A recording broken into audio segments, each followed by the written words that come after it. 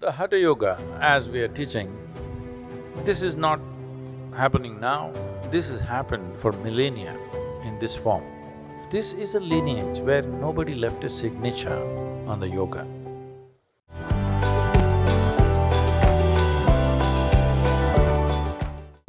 I think what makes this program different and unique from any other program is that the asanas here are very much a live process. It's a classical Hatha Yoga, and so I'm noticing that every day it's something that's living within you, that's something that is growing, it's something that's evolving within you. All of the asanas, the postures are done with eyes closed, and that makes the world of the difference. It's not a performance anymore, it's the fact that we close our eyes during most of the postures makes it so that it's much more of an inward process. So what makes something classical is, one thing is the period of its existence, which definitely all yoga has. In a specific form, if it has existed for a period, and another thing for a language is that it must have a substantial body of literature. That is, it is not just people are speaking it, many people have written many things about it, explored various dimensions of life using that language. There is a substantial body of literature and it has existed for a sufficient amount of time where you really can't pin the exact date when it started. The Hatha Yoga, as we are teaching, this is not happening now, this has happened for millennia in this form. Because the significance of this lineage is, this is a lineage which clearly understands we are dumb idiots. When you know you're a dumb idiot, you will not try to change anything. That's the significance of being stupid. Hello? When you think you're stupid, you don't think you will have to innovate, isn't it? People who think they're smart, they always have to make something of their own, they have to leave a signature.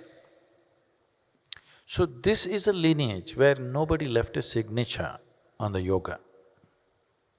I even feel within myself, I shouldn't tell you this, but now you asked, I'm telling you, I don't feel right to even call it Isha classical Hatha Yoga. Within me, it's not okay.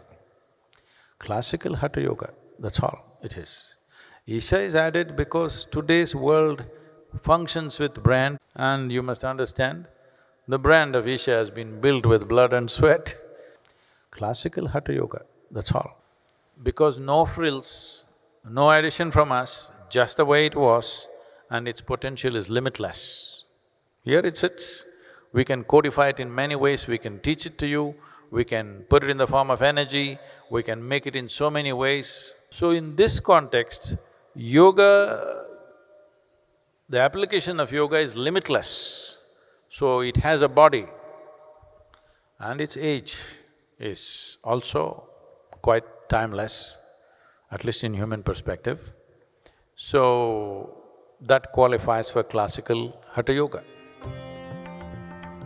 It's taught in a really traditional way, like, the Gurukuls in India, it's like that. It's not like a school or a college or a university, though it's international, people from all over the world come here. But still, the sanctity of the process, the sacredness of the process and, tradition in which it has to be taught, that is maintained. And that's what makes a whole lot of difference here. During the session, before any new asana, we watch a demonstration of the posture that shows the smallest details of how we are supposed to do the asana, how to stand, how your body alignment should be, and even how your fingers should be. We went through two types of practice correction. The first one was partner correction. Each one of us joins with a partner and correct the postures for each other. The good thing here is that I'm able to see other participants' mistakes and relate them to my mistakes too. By watching others, I can understand those small details. The second type of practice correction is one-on-one practice corrections with the teachers. I discovered that there are many mistakes I didn't realize I was doing, and now I'm paying much more attention to how I do the asana. One thing that I've been noticing, we're doing a process called visualization. It's really about to train the mind to visualize the posture we get in. So we not only use and develop the body, but we also start using the mind as well. We just close our eyes and visualize it, so that we can really train and use the mind to the full extent. Yoga was booming all around, and I was drawn to it was mainly because of the psychological balance as well as the physical benefits that you get from it. But I didn't have a proper source, so I did some YouTube yoga. It was some postures and the explanations on how to do it. It was so not working out. I used to just copy the move with music running in the background. I can't even imagine doing such a thing right now. There was no focus on the breath. So I did that for a few months, injured my right shoulder, and obviously I had to stop it. I had no idea I would be introduced to this place where they have so much depth to everything. We are asked to put focus on every single movement, coordinated with the breath. At first I was like, oh, this hurts, that hurts, my stomach hurts. Every day I actually want to do more of it so that I can break that limitation of, that resistance that I have towards sadhana. Every day I wake up thinking, let's push yourself a little more, and maybe we'll get there a little quicker. So yeah, and can't wait to lose some more weight, man. This is like, it's dragging me down a little bit, so I want to be out there, but the body is a limitation, so I'll work on it more.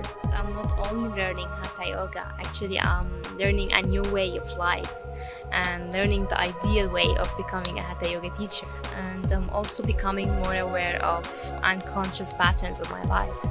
Everything in the program is very precise, and I'm looking forward to learn more from Isha.